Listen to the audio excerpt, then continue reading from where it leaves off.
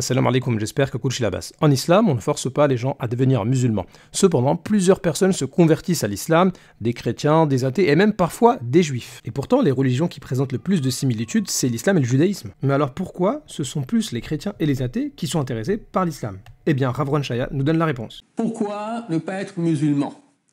Pourquoi pas être chrétien? C'est clair parce que aujourd'hui ils sont carrément idolâtres. Et la Torah elle dit bien de ne pas être idolâtre. Mais l'islam, c'est un roi, c'est un Dieu unique. Alors voilà, ce serait bien plus simple, il y aurait moins de guerre dans le monde si on serait musulman.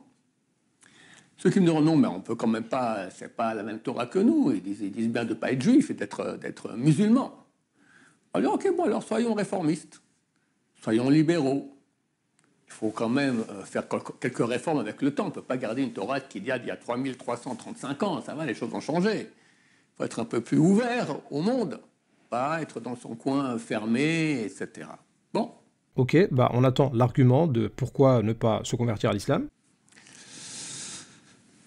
La réponse est écrite dans la Torah. Deutéronome, chapitre 17, versets 8 à 11.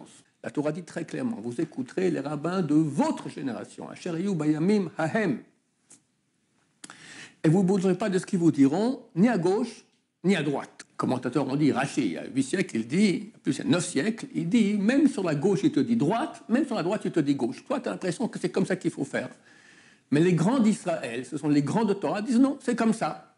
Qui a raison? Les grands de Torah. Voilà donc pourquoi ne pas accepter l'islam, puisque Rav Ron Shaya nous cite Rashi, qui nous dit en commentaire de Deutéronome 17, 11, même s'il te présente la droite comme étant la gauche et la gauche comme étant la droite, eh bien, il faut écouter les grands rabbins. C'est-à-dire que le grand rabbin, s'il te dit que la droite, en fait, c'est la gauche, il faut le croire sans réfléchir. Donc, pourquoi ne pas accepter l'islam? Parce que les grands rabbins, ils ont dit ne pas accepter. Voilà, il ne faut pas réfléchir. C'est comme ça, selon le Rav Ron Shaya. Alors qu'en islam, il n'y a pas cette notion de l'infaillibilité des grands imams, etc. Tu imagines si ton grand rabbin de ta génération, il te dit qu'aujourd'hui c'est dimanche alors que c'est mardi. Mais il peut te répéter 15 fois que c'est dimanche. Non, si c'est mardi, c'est mardi. Si la droite, c'est la droite, il ne peut pas dire que droite, en fait, c'est la gauche. Vérifiez!